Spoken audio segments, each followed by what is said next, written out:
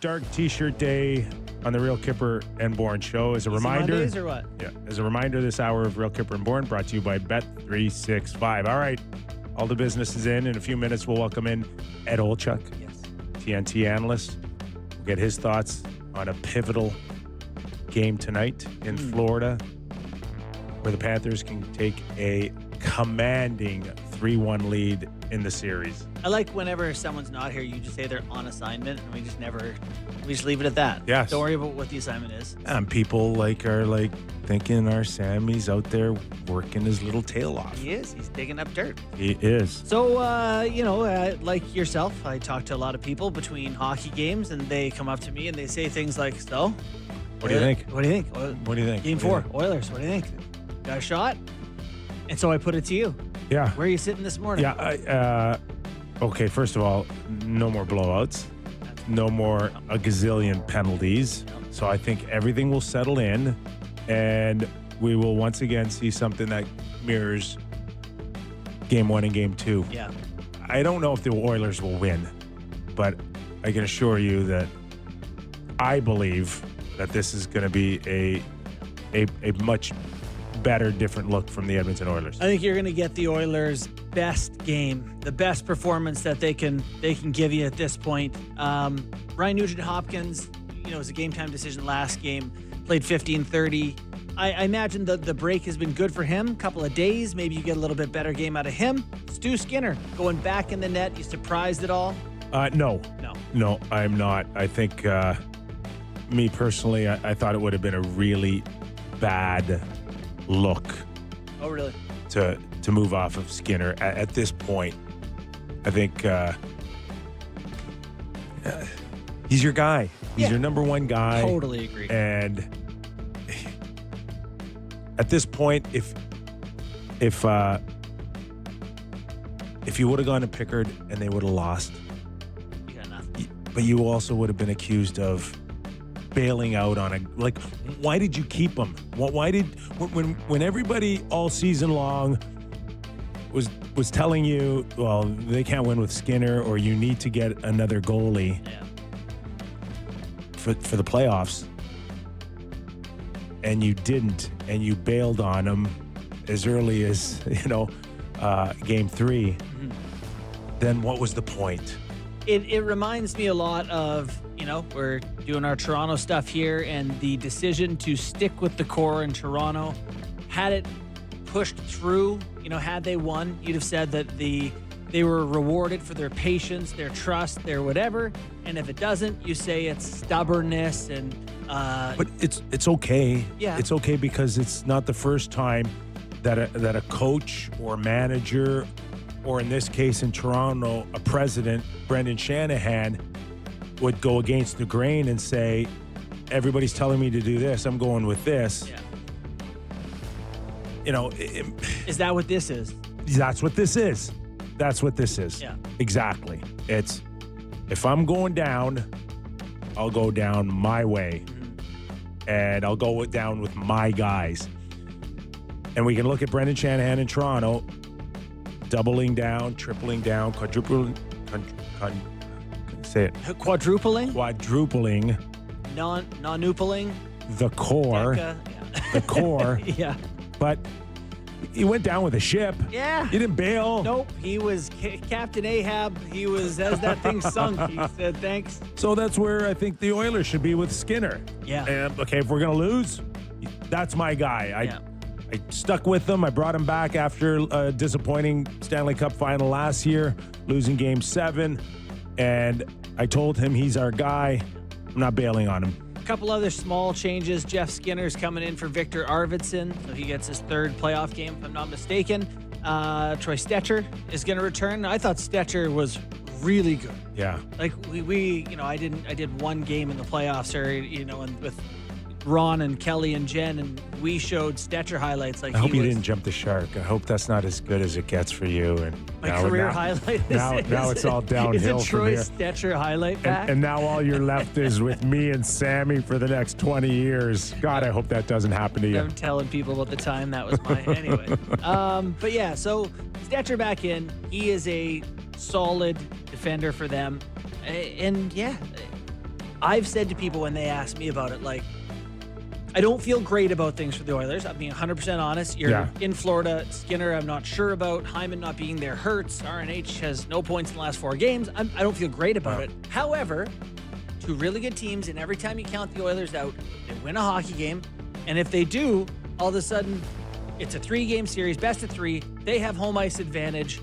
They have the best players in the series, in McDavid and Draisaitl. And you go, I don't know, coin toss. So tonight's the night. Okay.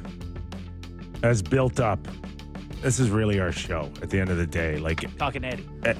Eddie's going to he's going to sink or swim this show in the next 20 minutes because, we're tired, Edzo. We're like, on fumes, me and JB here. But you come in for the next 20 minutes, can shoot us right back to the top.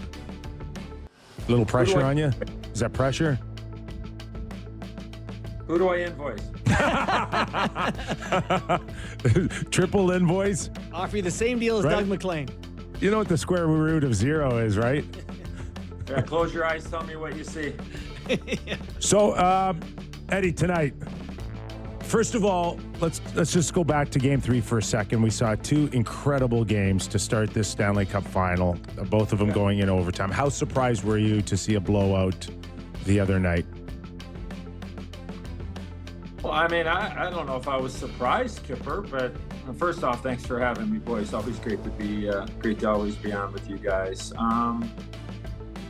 I think both these teams have that ability to get some separation in a game, and if the other team is going to make a parade and wear out the path to the penalty box like Edmonton did, even when the game was in doubt at 4-1, that was what I talked about on our broadcast down here in the States on TNT is, a 4-1 game, you're still in it. Especially with, I heard you guys talking about the big boys there and Connor and Leon. So I think that was probably more surprising than anything else to me is that they tried to play that way and stand up, and I guess the only way you can say it is they tried to, send a message when they were down 4-1 in the second period. I just thought, look, if you get one on a power play. It's a 1-goal game. And with the 2 big boys on Edmonton, why can't that happen? And I just thought that they obviously lost their composure and a lack of discipline. And look, when it got to 5 or 6-1, I mean, I don't have a problem with it, Kipper. I mean, we had plenty of times, in our time with the Rangers and then playing against you, and I'm sure it happened in my career at other times where when a game gets out of hand, somebody's going to decide they can't take a win out of there. They're going to take an arm, they're going to take a leg, they're going to take a finger, whatever it is. So I really wasn't surprised that we had a game like that. I'm just surprised at how it got out of hand for the Oilers as quickly as it did. But I thought that had a lot to do with them in that second period of wearing out a path to the penalty box. It's almost too much respect for your opponent, right? Where you're down 3 goals and you go, well, we can't come back now. They had a lot of hockey game and they're very talented. So it does speak to all that Florida has been to other teams. They're a frustrating opponent to play. One of the reasons they are is the penalty thing you talk about. In the regular season, they take the most penalties of any team. And in the playoffs, it's almost like we're going to take a lot of infractions and we'll just see if you'll call them all, which you definitely won't. Is there some art to working the officials to gaining that upper hand in these playoff series?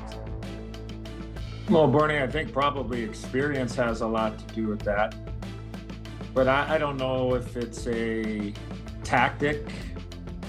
But I think if you go back to period 1 of game 2, Florida was trying to play that type of game, like the game that we know that they can play, right? Because you want to play 6-5, they'll play that. You want to play 2-1, they'll play that.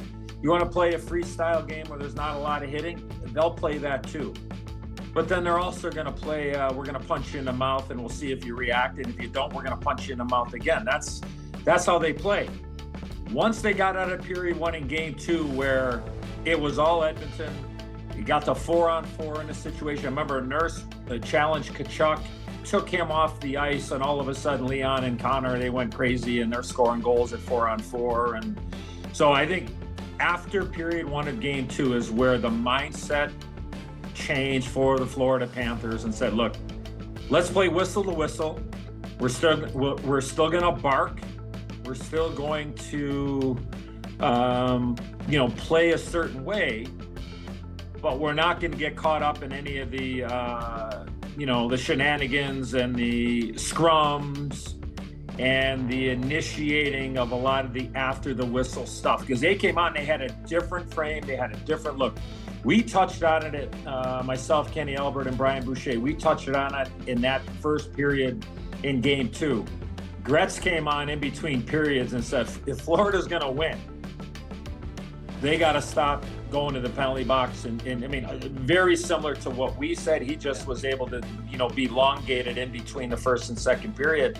And since that time, there is no doubt that they have shown that experience I just touched on, Bourne, into the heart of your question, where they're much more selective on how they're playing and what the game is dictated. Now, if it's 4-1 after one tonight for the Oilers, I mean, that at some point somebody's going to be on the line or cross the line, and somebody's going to be looking to take names and numbers and have a conversation a little bit later. So I just think that Florida realized that we can't do this to ourselves against this team, because Connor and Leon are going to be out there in the most important situations. They're going to make you look silly, and they figured it out. And then Marchand scores a huge goal in Game 2, and we know where we are now in the series going into Game 4 tonight.